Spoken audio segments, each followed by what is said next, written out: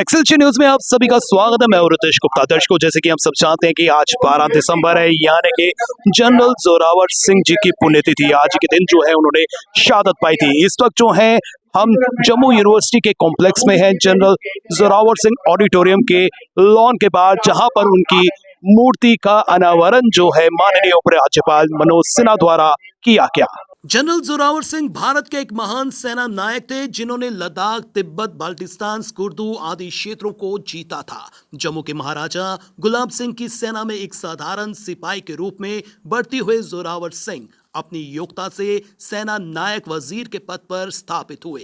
जोरावर सिंह ने सीमांत क्षेत्रों की रक्षा की। वे सुदूर हिमालय पर्वत तक राज्य की सीमाओं का विस्तार करके विजय परचम फहराया। जनरल जोरावर सिंह भारत के सुनहरे इतिहास में एक प्रमुख योद्धा, राष्ट्र नायक की भूमिका के लिए जाने जाते हैं। जनरल जोरावर सिंह के अदम्य साहस, वीरता एवं पराक्रम से ही लद्दाख आज भी भारतीय गणतंत्र का अंग है। जनरल जोरावर सिंह एक बहुत बड़े सैन्य रणनीतिकार और बहादुर सेना नायक थे। यहां तक कि इनके विरोधियों द्वारा भी इनकी वीरता का सम्मान किया गया। जनरल जोरावर सिंह की प्रचंड वीरता और अदम्य साहस के कारण ही इनको दूसरा नेपोलियन कहा जाता है। इनमें कुशल प्रशासन के सभी गुण थे। महाराजा गुलाब सिंह की सेना का सच्चा नायक जनरल जोरावर सिंह को ही माना जाता है।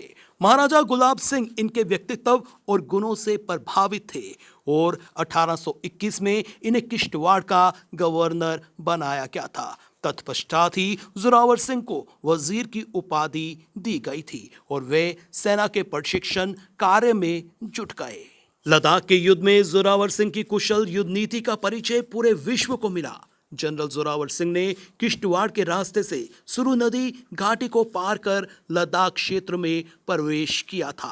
1834 में ये लड़ाई 11,000 फीट की ऊंचाई पर लड़ी गई थी, जिसमें कड़े संघर्ष के बाद जनरल जोरावर सिंह की सेना ने दुश्मनों के दांत खट्टे कर दिए थे। जनरल जोरावर सिंह ने लद्दाख व बाल्टिस्तान को अपने अधीन कर लिया, तिब्बत और बाल्टिस्तान को रियासत का अंग बना दिया और इसी तरह इन्होंने कई लड़ाइयां लड़ी और जीत हासिल की थी। भारतीय सेना के इतिहास में आयुषजीवी जोरावर सिंह को सदा महान सेना नायक, दूरदर्शी सैनिक एवं शक्तिशाली व्यक्ति के रूप में याद किया जाता है। जनरल जोरावर सिंह भारत के एक ऐसे सपूत हैं जिन्होंने सैन्य इतिहास में नया कीर्तिमान स्थापित किया।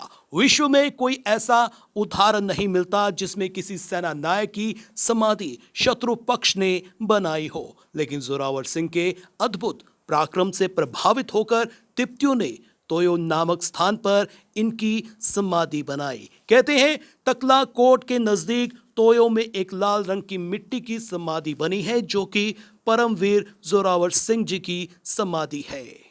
और आज जनरल जोरावर सिंह जी की पुण्यतिथि के अवसर पर जम्मू यूनिवर्सिटी में जनरल जोरावर सिंह जी की प्रतिमा का अनावरण स्वयं जम्मू कश्मीर के उपराज्यपाल मनोज सिन्हा ने जम्मू यूनिवर्सिटी के वाइस चांसलर व अन्य गणमान्य अतिथियों की मौजूदगी में किया।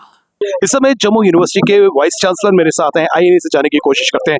सर, लंबे समय से जो है ऑडिटोरियम जो है यहाँ पर हम देख रहे हैं, लेकिन आज जो है जनरल जोरावर सिंह जी की मूर्ति का अनावरण हुआ। आपका इनिशिएटिव है, माननीय उपराज्यपाल मनोज सिन्हा स्वयं यहाँ पर आए, क्या कहना चाहोगे? मैं माननीय उपराज्यपाल जी का आभार व्यक्त करता हूँ कि वो अनुरोध को स्वीकार किए और मूर्ति का अनावरण किए। इंदौर में जब यह बात मेरे सामने लाई गई तो उसमें 1 वर्ष भी नहीं लगा है, महीनों नहीं लगा है। जब आया तो उसके 1 महीने के अंदर जो है मूर्ति का जो है स्थापना हो गई। जिस तरह से जनरल जोरावर सिंह जी की वर्किंग थी, जिस तरह से उन्होंने जम्मू कश्मीर का विस्तारीकरण किया था, क्या संदेश जो है आप हमारी युवा पीढ़ी को, विशेष प्रकार से स्टूडेंट्स को देना चाहते हैं? मैं एक लाइन में कहूंगा, जिसको न निज गौरव तथा निज देश का अभिमान हो, वह नर नहीं निरा पशु मृतक समान है। तो जनरल जोरावर सिंह के कंट्रीब्यूशन को हम याद करते रहें और उसी तरह से जो संभव हो सके अपने देश की माटी के लिए कंट्रीब्यूट करते रहें। सर, जनरल जोरावर सिंह जी की बात करें, उन्हें चाहकर भी हम नहीं बुला सकते। जो उनकी वर्किंग थी, जिस तरह से उन्होंने क्षेत्र का विस्तारीकरण किया था, आज उनके शहीदी दिवस पर क्या कहना चाहते हैं जम्मू वासियों को? सबसे पहली बात यह है कि जनरल जोरावर जो थे वो महाराजा गुलाब सिंह के एक बड़े शीर्ष जनरल थे, डोगरा जनरल थे, ना कि सिख जनरल थे।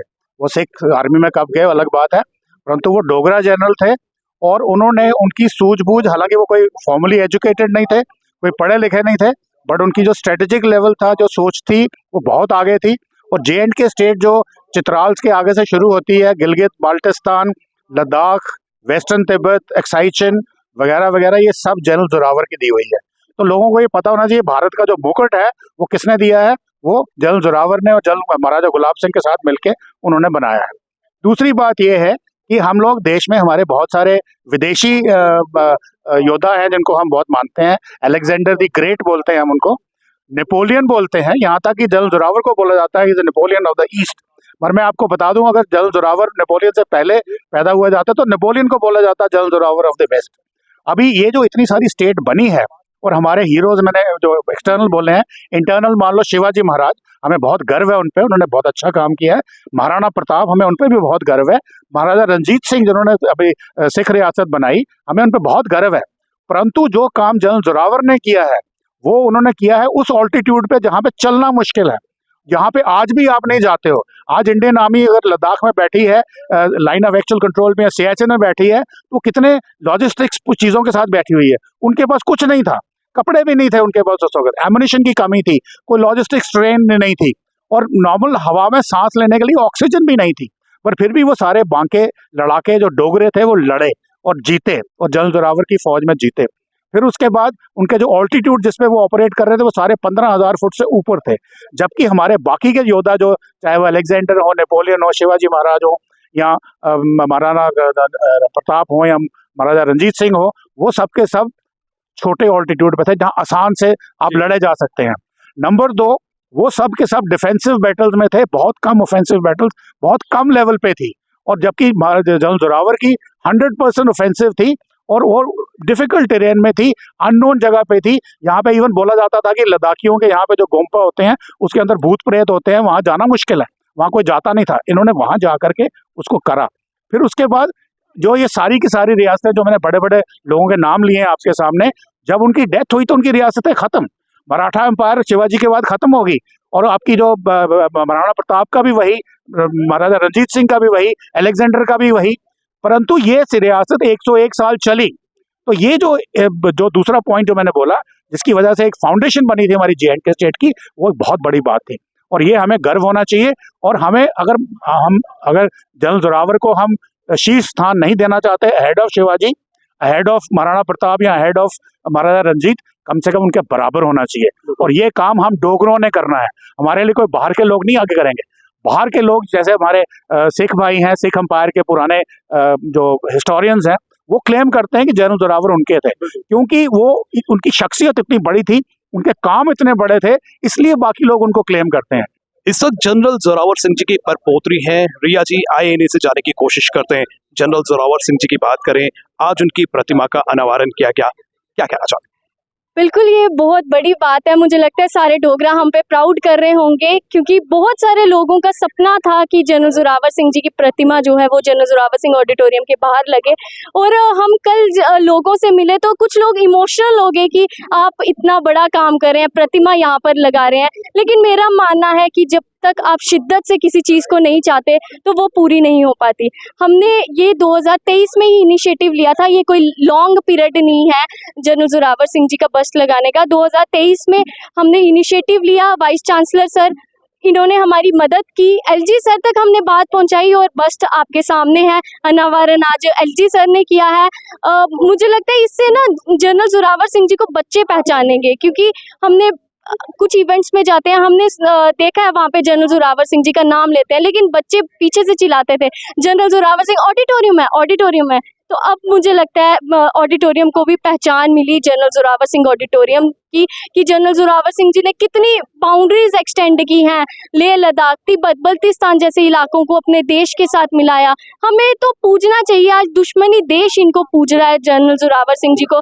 आज 12 दिसंबर है, आज ही के दिन वीर गति को जनरल जोरावर सिंह जी हुए थे, लेकिन आपको पता है कि उस समय भी इनका जो खून है वो जो उनके दुश्मन थे उन्होंने अपने खेतों में डाला कि हमारे घर भी जनरल जोरावर सिंह जैसा बेटा पैदा हो।